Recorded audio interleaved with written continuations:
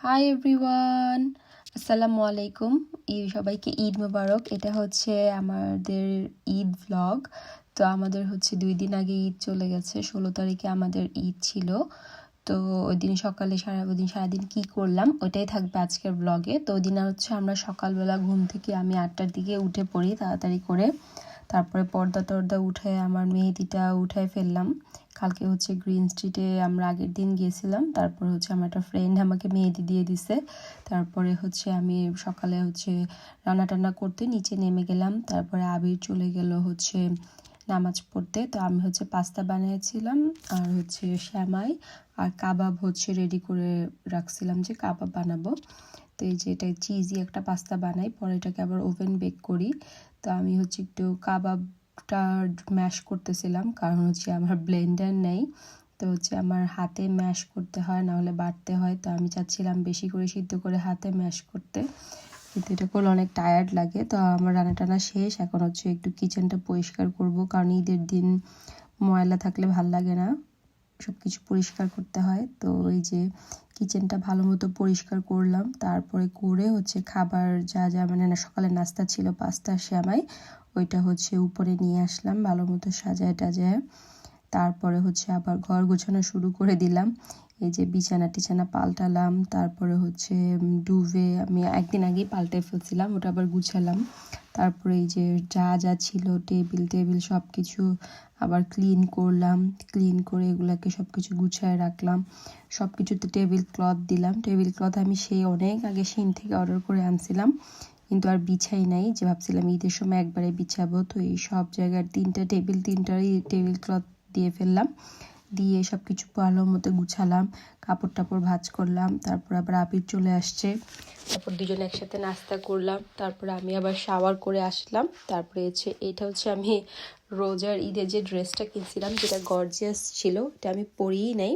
তো এটাই নিলাম পরতে। তারপরে আমি হচ্ছে চুল ভিজা ছিল, তো আমি নতুন একটা এই মুস কিনছি প্যান্টিনের, ওইটা দিলাম, যেটা হচ্ছে হিট প্রোটেক্ট্যান্টও আর হচ্ছে ভলিউমও দেয়। এরপরে হচ্ছে আমি হেয়ার ড্রাই করে নিলাম। করে আমার হচ্ছে কার্ল করার ইচ্ছা ছিল, কার্ল করেছিলামও, কিন্তু পরে আগে হচ্ছে রেডি হয়ে নিয়েছিলাম, তারপরে কার্ল করলাম। তারপরে এই যে আমি মেকআপ টেকআপ করা শুরু করে দিই। আজকে হচ্ছে মেনলি আমরা যাব হচ্ছে আবিরের যে ফুফাতো বোন কাকুলি আপু, ওই আপুদের বাসায় আমাদের দাওয়াত ঈদে। তো ওই আপুর বাসায় যাব, আর কোনো প্ল্যান নেই এক্সট্রা। তো আবির আবির তখন ঘুমাচ্ছে আর আমি তখন রেডি হচ্ছি, কারণ ও অলরেডি রেডি হওয়াই ছিল। তো শুধু পরে পাঞ্জাবি পরে বের হয়ে যাবে। তো ঘুমাইছিল, আমি রেডি হচ্ছিলাম। তা আমাদের ইচ্ছে ছিল আমরা হচ্ছে আপুদের বাসা থেকে আবার কোথাও যাব, হচ্ছে মাইল এন্ডে হচ্ছে একটা নাকি মেলা ছিল, আসলে ছিল না, আমার একটা ফ্রেন্ড আমাকে বলতেছিল, কিন্তু ওটা হচ্ছে লাস্ট ইয়ার ছিল, এই ইয়ার আর ওইখানে নেই, এখন হচ্ছে গুড মেয়ার্সে। তো আমরা এটা প্ল্যান করছিলাম যে আপুর বাসা থেকে আমরা হচ্ছে ওই মেলায় যাব। পরে আবার ওইখানে যে আমরা যখন সার্চ দিই দেখি যে এই বছর আর হবে না, এটা গত বছর হয়েছিল। তারপরে আর যাওয়া হয় নাই। ভাবছিলাম তাও হচ্ছে কোথাও যাব, কিন্তু আপুদের বাসা থেকে আস্তে আস্তে আমাদের 9টা বেজে গেছিলো, এই জন্য আর কোথাও যাই নাই, বাসায় চলে আসছি।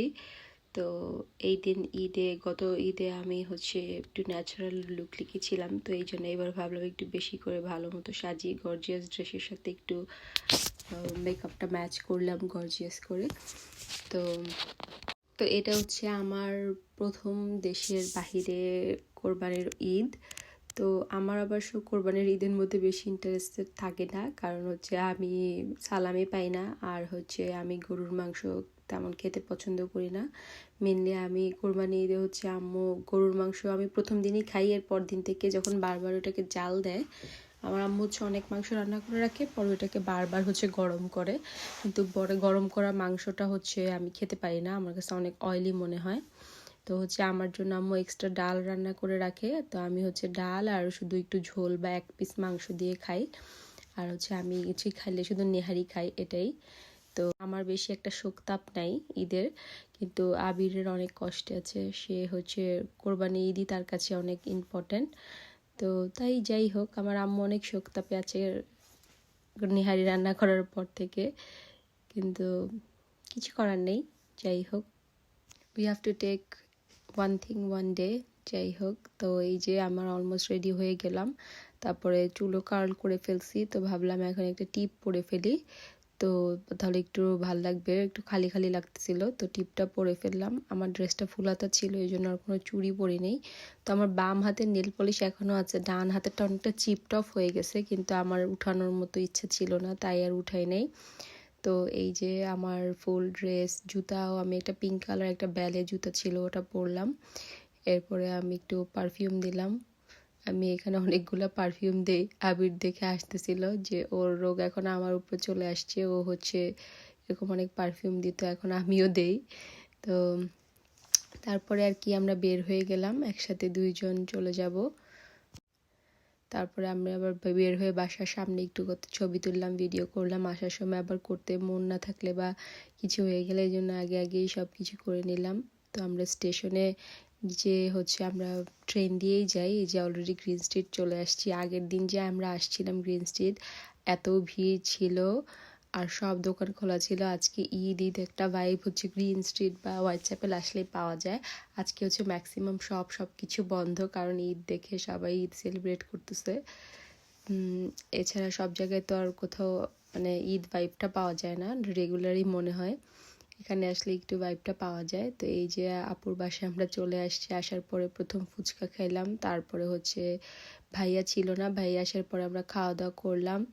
তারপরে রাতে মানে অনেকক্ষণ আমরা মুভি টুভি দেখার পরে একদম হচ্ছে রাত, তখন হচ্ছে রাত 9টা বাজে। তারপরে আপুর আবার আমাদেরকে বাসায় ড্রপ করে দিয়ে যায়। তারপরে আমি আবার ভাবলাম যে বাসার বাইরে একটু ছবি টবি তুলে তারপরে আমরা বাসায় চলে গেলাম। এই ছিল আমাদের ঈদ। ঈদে আমরা আর কিছুই করি নাই, তারপরে বাসায় চলে গেছি একটু। এটাই ছিল ঈদ ব্লগ। বাই সবাইকে, আল্লাহ হাফেজ, ঈদ মোবারক, বাই বাই।